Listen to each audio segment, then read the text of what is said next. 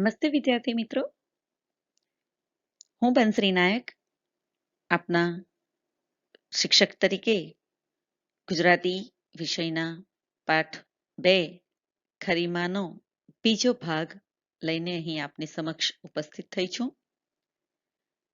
પાઠ 1 માં આપણે જોઈ ગયા એ મુજબ કુસુમા યુદ્ધને 4 વર્ષનું મૂકીને એની માતા સ્વર્ગવાસી થઈ જાય છે.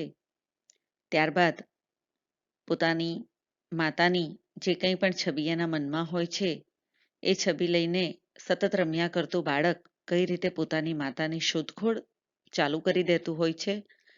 ઘરમાં આવનાર દરેક સ્ત્રીના ફેસ ઉપર પોતાની જ માતાનું મુખ એ જુએ છે અને દરેક આવનાર સ્ત્રીઓને એ રહેવાનો આગ્રહ કરે છે. દરેક સ્ત્રીઓને પ્રશ્નો પૂછે છે. આમ પોતાની માતાને સતત ઝંખન કરતું એક બાળક કઈ રીતે મનમાં ને મનમાં ઝૂરતું હોય છે, એટલે કે પોતાની માતાને યાદ કરતું હોય છે.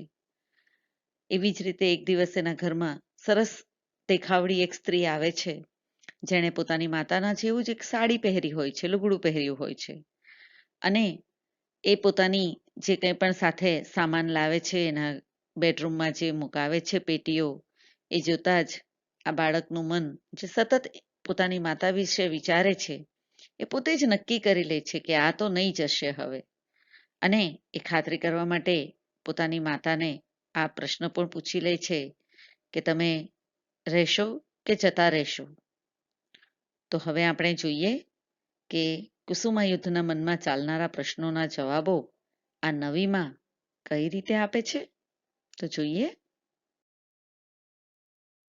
કુસુમા યુદ્ધ પ્રશ્ન કરે છે કે તમે અહીં રહેશો કે જતા રહેશો. આ પ્રશ્ન સાંભળીને જ પેલી યુવતીને હસવું આવ્યું. એ સામો પ્રશ્ન કરે છે, તમને શું ગમશે, હું રહું તે કે જાઉં તે? એ સામો પ્રશ્ન કરે છે કે તમને શું ગમશે. અહીં જુઓ, એ કુસુમા યુદ્ધને તમને કહીને બોલાવે છે. અહીં રહો તે જ ગમે, કુસુમા યુદ્ધે જવાબ આપ્યો. એ જવાબ તો આપી દે છે કે તમે અહીંયા રહેશો તો જ મને ગમશે. પરંતુ જુઓ, આ નાના અમસ્તા બાળકના મનમાં શું પ્રશ્ન થાય છે. એને સમજ નથી પડતી કે આ સ્ત્રીએ એને બહુવચનથી શા માટે સંબોધે છે. સંબોધવું એટલે કે બોલાવવું. એ મનમાં વિચારે છે કે આ સ્ત્રી મને તમે કહીને કેમ બોલાવે છે. તે સ્ત્રીએ કુસુમા યુદ્ધને થોડા રમકડા આપ્યા, સારા કપડાં પહેરાવ્યા, માથું ઓળી આપ્યું, પોતાની સાથે જમવા બેસાડ્યો. બાળકને બહુ નવાઈ લાગી. આ સ્ત્રી કોણ હશે, કેમ આવી હશે? કુસુમા યુદ્ધ તેની આસપાસ જ ફરવા લાગ્યો. આ નવી સ્ત્રી કુસુમા યુદ્ધને ખૂબ જ પ્રેમ કરતી હોય એવું એને લાગે છે. એને રમકડા પણ આપે છે, સારા કપડાં પણ પહેરાવે છે, માથું પણ એને ઓળી આપે છે, પોતાની સાથે જમવા પણ બેસાડે છે. એટલે એને નવાઈ લાગે છે કે આ કોણ હશે. એટલે કુસુમા યુદ્ધને નવાઈ લાગે છે કે આ સ્ત્રી કોણ હશે, કેમ આવી હશે.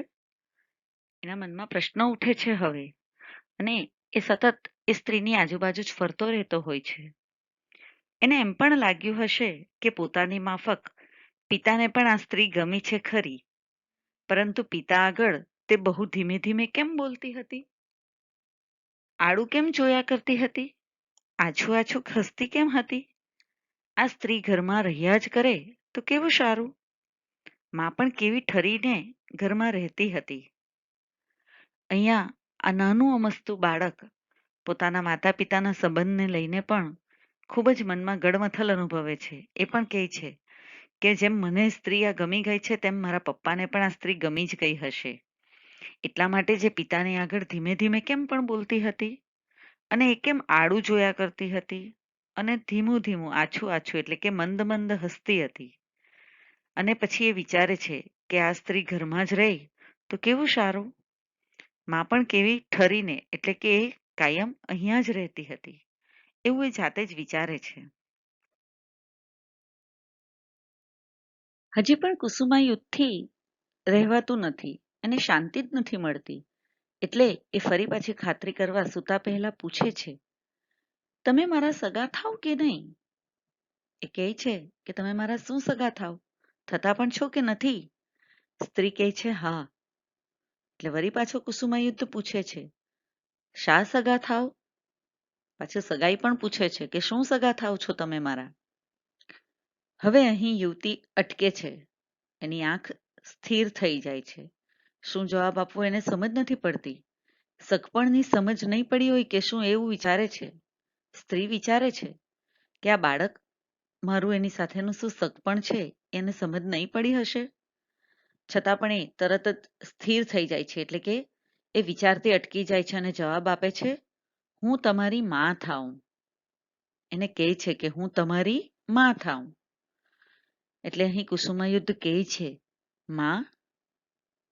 એના મનમાં પ્રશ્ન આવે છે. ફરી પાછો એ કહે છે કે માં? કુસુમાયુદ્ધના હૃદયમાં અનેક વિચારો આવી ગયા. સગપણ સાંભળતા બરાબર તેને એક વખત તો એમ જ થયું કે માની કોટે બાજી પડું. એ જાણી ગયો કે આ માં છે એટલું તો એને ખબર પડી ગઈ, પણ એ તરત જ વિચારે બી છે મનમાં કે હું હમણાં એમને હગ કરી લઉં, કોટે બાજી પડું એટલે કે ગળે વળગાવી દઉં. પણ કોણ જાણે કેમ તે એવી ચેષ્ટા કરી શક્યો નહીં. ચેષ્ટા એટલે કે એવું એ કામ કરી શક્યો નહીં, એવી એ રીત નહીં કરી શક્યો, એવું વ્યવહાર નહીં કરી શક્યો. છતાં તેણે તે સ્ત્રીનો હાથ પકડી લીધો ને પોતાના 2 હાથ વડે દબાવ્યો. માં કહેરાવવા માંગતી સ્ત્રી જરા હસી, પરંતુ એકલું હસવું કાંઈ બસ થાય? શા માટે તે પોતાને ખોળામાં લઈ વાલ નથી કરતી? કુસુમાયુદ્ધે શંકા પૂછી, તમે મારા માં થાઓ? જુઓ, આ બાળકના મનમાં કેવા કેવા પ્રશ્નો થાય છે. એને જવાબ મળી ગયો કે માં થાઉં છું હું તારી. એટલે છતાં એના મનમાં વિચાર આવે છે, પણ એ એકદમ ગળે લગાવવા માટે એનું મન માનતું નથી. એ હગ નથી કરી શકતો, છતાં પણ હાથ પકડી લે છે અને દબાવી દે છે. અને ખાલી એ જોઈ છે, વિચારે છે, પણ એના મનમાં તો પાછા સાથે સવાલો આવે છે કે એ મને પોતાને ખોળામાં લઈને વહાલ કેમ નથી કરતી? માં હોય તો ખોળામાં બેસાડીને વહાલ કરે તરત જ. એટલે એને પાછી મનમાં શંકા થાય છે, તમે મારા માં થાઓ? હવે એની માં એને શું જવાબ? બાળકની બુદ્ધિ મોટાને તાવે છે, એટલે કે ભલભલાને હંફાવી નાખે છે. મગજ પર કેવા શું જવાબો આપવા તે વિચારતા કરી દે છે. પરિણી ના આવે તે પહેલે જ દિવસે એક બાળક આ રીતે યુવતીની કઠિન પરીક્ષા લેતું હોય એવું તેને લાગે છે. એ જાણતી તો હતી જ કે મારે એક બાળકને ઉછેરવાનો છે અને એ જાણીને જ એણે લગ્ન પણ કર્યા હોય છે. પરંતુ એક ખરી માં જે હોય છે તેના માટે જ બાળકને ઉછેરવાનો પ્રશ્ન કેટલો વિકટ હોય છે, કેટલો કપરો હોય છે. તો આ તો અપરમાં એટલે કે સાવકી માં છે, તો એના માટે તો આ પ્રશ્ન કેટલો વિકટ હશે એ એને ખબર નહોતી. છતાં એ જવાબ આપે છે કે હા ભાઈ, હું તમારી ખરી માં થાઉં હો.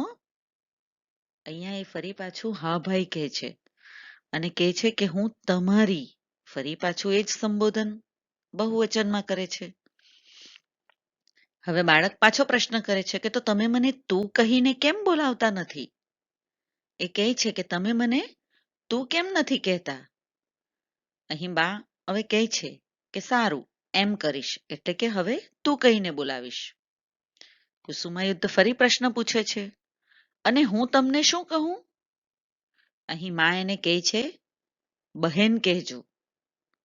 માં કે બા જેવા શબ્દો સાંભળવાની યુવતીની હજી તૈયારી નહોતી. એક નવી પરણેલી સ્ત્રીને તરત જ પ્રથમ દિવસથી માં કે બા જેવો શબ્દ સાંભળવો પડે, કદાચ આ યુવતીની એ તૈયારી નહીં હશે. હજી પત્ની તરીકેના એણે કેટલા અરમાન રાખ્યા છે, કોડ પૂરા કરવાના હતા, એટલે કે અરમાન પૂરા કરવાના છે એણે. એટલે માં કે બા શબ્દ એના માટે ઘરડો થઈ પડે એવું એને લાગ્યું હશે. અને એટલે જ એ એને કહે છે કે તમે મને બહેન કહેજો. બાળક હતાશ થઈ ગયો. એ તેની ખરીમાં નહોતી. નિશ્વાસ નાખી તે ઊંઘી ગયો. વિદ્યાર્થી મિત્રો, અહીં બાળક હતાશ થઈ જાય છે. એ તેની ખરીમાં નહોતી, એટલે નિરાશ થઈને સૂઈ જાય છે. શા માટે એને એવું લાગ્યું કે આ મારી ખરીમાં નહોતી? કેમ એ નિરાશ થઈ જાય છે? પોતાના આ પ્રશ્નોને કઈ રીતે એ લે છે એના દિલ પર, અને કઈ રીતે હવે એ પોતાની માં સાથેની એની જે કંઈ પણ વર્તણૂક એટલે કે બિહેવિયર હોય છે એ કઈ રીતનું એ રાખે છે, આગળ જતા એની માં એની કઈ રીતે સંભાળ કરે છે અને કઈ રીતે એને સાચવે છે, આ બહેન અને ભાઈ તરીકેનું જે સંબોધન કરવા માટેનું એ અરસપરસ કહે છે, તો આ સંબોધન આગળ જતા શું સ્વરૂપ ધારણ કરશે એ હવે પછી આપણે ભાગ 3માં જોઈશું. ત્યાં સુધી આપ સર્વે ભાગ 1 અને 2 નો અભ્યાસ સતત કરતા રહેજો, જેથી કરીને આપણને ભાગ 3 પણ સમજવામાં સરળતા રહે. તો ફરી પાછા આપણે મળીશું. ભાગ 3 લઈને હું આવીશ. ત્યાં સુધી અભ્યાસ કરતા રહ્યો. બાય. આવજો.